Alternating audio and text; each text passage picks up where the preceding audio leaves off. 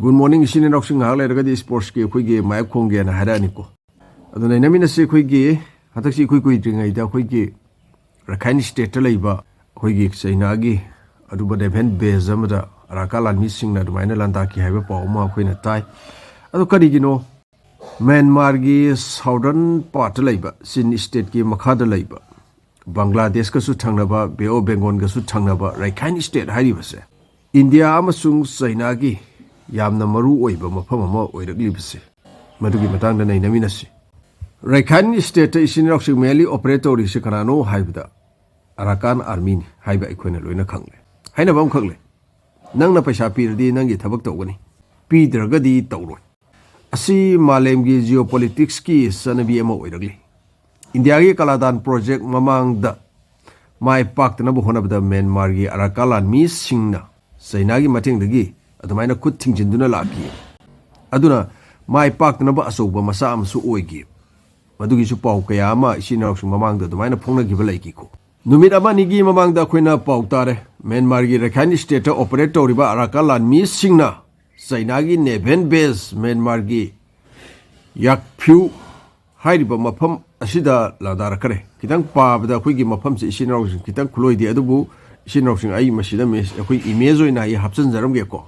Masi Quigi, Myanmar Quigi Beo Bengonga, the minor Tainaba Samudra Mapan, the Labor, Mapamani, Madu the Labor Sainagi, Neven Bezda, the Vina Landagre, Masita Sainagi, Project Kayamasu, Paikalibani, Resource Kayama, Loktognaba, Sainana Sarana Arakan State Project Kayama, Paikatna Bagi, the Makta, $8.9 billion USA Tadi Haidi.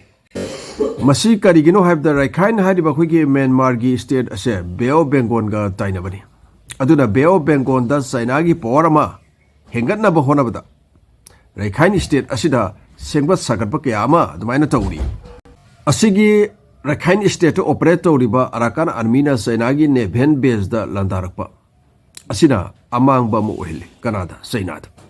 Isainau Satra Singna Adugi Mepta Munayangbu, Madu Beo Bengongi Memni. Haidiba Quigi Mapamase, India, Bangladesh, Samsung Myanmar ga Tangnaba. Leba Humasi Diam Namaru Mapam never Beo Bengon Haidibasi. Leba Humasidagi Hendroctuna Sainana su Mapam Asida Makwigi interest Ulay Makwigi Por Hengadaba. Masidagi Mamang the Shinroxing Aquena Luena Kange, Zo by the Nasuquigi, Masida Kuting Jilapa Horacre. Bangladesh da Quigi. My former Prime Minister Sheikh Hasina da Quigi Makwigi military Neven Bezo in about Mapama Piu, Haidon the Mina Horakareko. Madu ya the Bagidamakta Bangladesh da su government Loktopa and Obama Sintopa, Sumana Kayama, to Edenoko. Haidi Bessinga say, a Sikasu Mari Lane. Adun Nation of geopolitics, the Mari Lane Nice. A queer Sukangi Shin Oxing Hojik Bangladesh, Samsung Myanmar Gatina Mapam Asida Bangladesh Army Amasung Arakan Army Gi Marakta could hek. Anoba Yunuski government, interim government, Lakpadagi, Sainagi interesta Pakistan Sumapam Asda, Yakshula Pagum, Tow. Yauna Vini, Shinroxing geopolitics service, Nakanamadasu, Nakanamadasu, Shinroxing Gainasidum Karadum, Bapta Viram Lagani Hainaidum Kanze, Westo Wegera, Isto Wegera, Go. Indiagizu Sikane corridor, Siliguri corridor, Sekariguma Sainana, Tinkibata, Argadi Kaladan project, Simli Blambi Asia, Pauna Bohona with the Rakhine state Asia. Yamna Maru Oiba Mafam never. Karigino have the sit way Haidiba Quigi, Port Hitangbam, Indiana Tungodo Riba Kaladan project, Lady Basakadro, Rakhine state. Amasung Sainagisu Saina Myanmar economic corridor Haidu. She met Haidu. CME.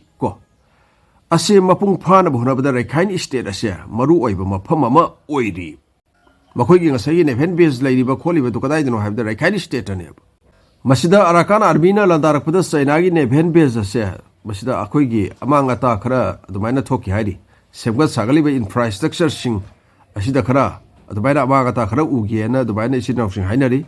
Sainana Beo Bengonda Quigi, Makogi interest Ulagli Basekarigino High with the Quigi. Saina Myanmar economic corridor ga Siamdana Kotana Lambiga Siamdana Kotana Isinoxing. Myanmar dagi, Rakhine state dagi, Saina Pauba, Yunnan province Pauba, minus Siamdana Lambiga Tori, was Karimanamino High with the Gasagi. Indian Ocean Powerga, Quigi, Strait of Malacca, Singapore rom faurga South China Sea rom da lakpabudi direct Indian Ocean dagi ko Bay of Bengal targa adudagi khoi lambi da sakragadi amuk matam amasung mafam du tension haledana madu da sunatana isin roksing makhoi gi neven base ga dumaina ga khoi gi kai haini Rakhine state da dumaina thama agadi makhoi gi miyeng si India da su makhoi gi miyeng ama thamba laire masi China gi string of pearl haidi ba khoi gi network atugi manung da su sali haidi China yamna sing yamni smart oi singbadunu bu sakhuli bani China Myanmar economic corridor ase economy gi semgat pani di haiba adubu nakalamada yenglagadi Bay of Bengal area asida makhoi gi power ma santok na basu yauri Rakhine state gi China da khoi gi lambi da natana gas line na singba kayam suisin noksing puri gas station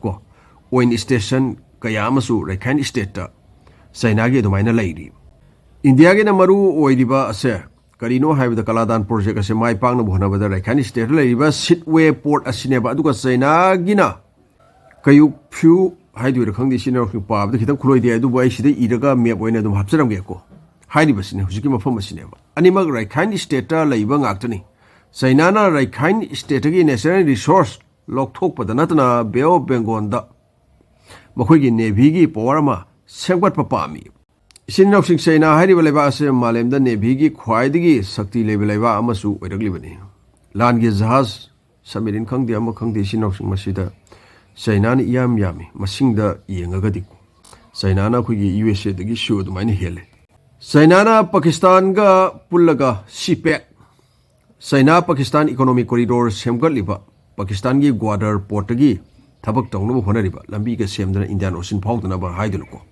Adu isin inoksing CPEC hojikse mai paktre pakani pakloi haibidudi khangdriko amasung Sri Lanka daga hamban tota port dumaina China na loksan lakhiba sing ase masina India da khudong thininga ma ohilakpa yai asi masigi Myanmar port loksalakpa Pakistan gi port Sri Lanka gi port ase karigumba China na masida tamna hengwai mai paktuna adumaina sengwat khiba targadi iban hamban tota port di thabak operate phajana tawre China na amasung khoi gi Myanmar da lairiba hujik Rakhine state da lairiba neven base asida su China phajana operate tawrabane sumnagi CPEC project ase si khaktang da isin rok hujik mai paktri bas sumana tungna matang mai paksla masai gi khoi gi string of pearl hairiba makhoi gi strategy ado mai pakhi doine ba adu mai pakla gadi India da su khudong tiningai oi asine hujik Rakhine state ta Arakan army amasung Myanmar military gi marakta lan kanna songnari haiba khoina roina khangle Myanmar military na su nong thakta gi akan ba mawong da ladari miyoi sibagi paw aikhoina su mamang da takre miyoi kaya amasu mayu makai thadoktuna sena khare haiba khoina loina khangle aduga United Nation Organization gi matungina lagleba khoi gi 2025 hadak sahi se sigi mayai oirakpa thada Arakan hariba state asida paktaknana sak tangba thokpa yai haidi sinawsing ji hore ko miyoi amana khoi gi kari haigani nongmada sa mutang Sagi haina kuigi fangdaba aduma masingsi yame kanana mating pangduri masida singda sakta wang China na mating pangduri bra India na mating pangduri bra manung di sini noksing kumna dum kanbiro masida Myanmar gi military na kanna landaba targasu arakalan missing ase maning hanbagi wafam leiti hithangpham port asida military na hana occupied tawrambani adubu madu kuigi kari haini arakalan missing na landa salaga makoina tak thorakpani makoina mu occupied tawgibani masi loksanaba honabada China na sabe infrastructure khara admaina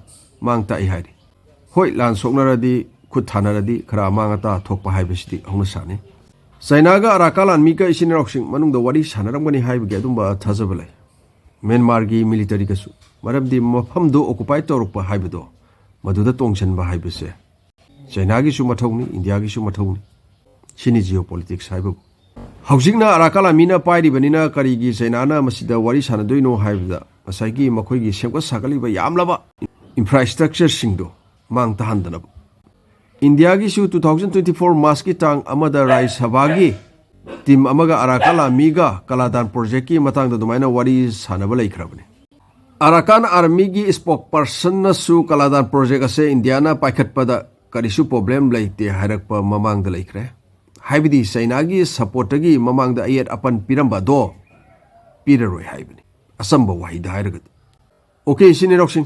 India ga Arakan army ga wari sanai haiduna.